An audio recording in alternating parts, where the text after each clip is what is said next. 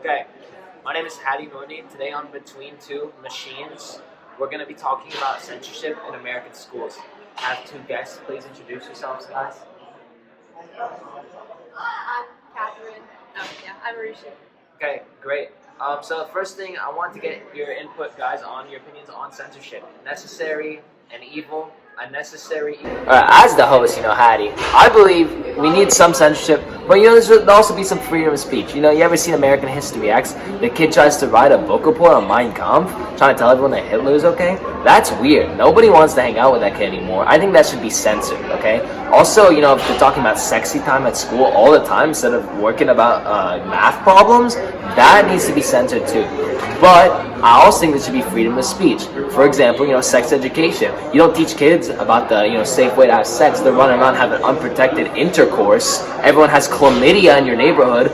No one is clean. Everyone has syphilis. They die 10 days later. Is that a joke? No. So we need to have, freedom of speech, but also there needs to be some censorship. So that's why today we're going to have two people with very differing opinions come on my show and talk to us about their opinions on censorship in American schools. Cool. Please tell me, what do you think? I think it's more of a necessary evil. No. I don't really think it should be very common. No, just no. What do you think? No. No, You're wrong. No, you're wrong. Oh. It's just you're wrong. Okay. Yeah, no. So let's hear your preference. Well, I don't think that censorship should be as widely spread as it is right now. A lot of people don't even know sex education. No, they're not learning. Abstinence. But I agree. teen pregnancy rates are at an all-time high, and STDs. People just don't know what's Abstinence is key. But they still have to know eventually No, they're sexually active. No. So well, let's talk about this for a second first. She seems to be getting a little stressed. We want to make sure it's a comfortable environment. Yeah. So first, let's hear your point of view. Explain to me, some evidence as to why you think censorship is not always needed.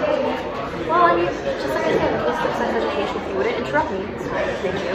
So in case of sex education, a lot of kids aren't learning these things in schools, and they go on to have really unhealthy habits in their lives. They don't really know about using condoms and other things, and this leads to higher teen pregnancy rates and unwanted kids, things like that. And censoring these things, like happened in this court case, actually, Hazelwood versus Coleman, these kinds of things, it leads to students not being educated on these issues and knowing what's going on in the world around them, and that's why censorship isn't always necessary. Sometimes people need to hear these things.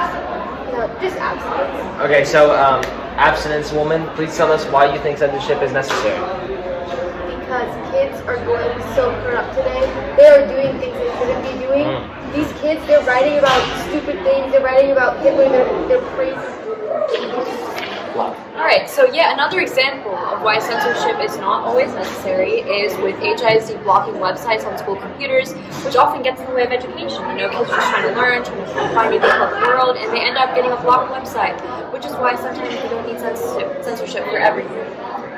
I also want to talk, change the subject a bit. There is a very controversial book named Slaughterhouse-Five that has been banned across the U.S. in many schools and also been praised and allowed in others. So I want to get your both opinions on that. First, I want to talk to Catherine about it. What do you think about Slaughterhouse-Five? Censored. It needs to be censored. It is absolutely disgusting, horrible.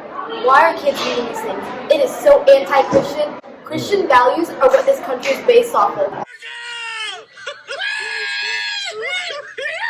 Christian values are what you need to live by. So this book, no. It's just no. Well, I think that there should be freedom of religion, and it's fine if it's anti-Christian. It reflects the author's viewpoint, and it doesn't need to be censored or banned at all. It's a great book, really renowned in literary areas. I think it's a great work. It's a great work. Don't you read it if you can? Have you ever read it? Have you even tried reading it? See, this is why we don't need censorship. Ma'am, she kind of got you, but it's okay. Everyone has their Get new perspectives on the world. Okay. You can't just be Christian all the time. Different opinions. Find out what people think about these things. Don't you agree?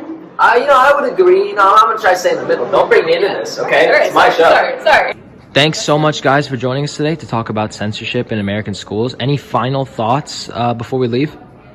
I just wanted to close by saying that censorship is not always necessary because they're really important things that kids need to know, and censoring them stops them from being educated on the real world, and it's just not a good deal overall. And that's why censorship is not always necessary, although maybe sometimes. I don't think that I agree with my fellow person here who says that there should always be censorship, because there's some things that are just necessary for people to know. I think that censorship is necessary sometimes. Like, it is important to be educated to know about things, but censorship is important when it comes to racist things and things that like are not things that we want people to be knowing. And I hate myself.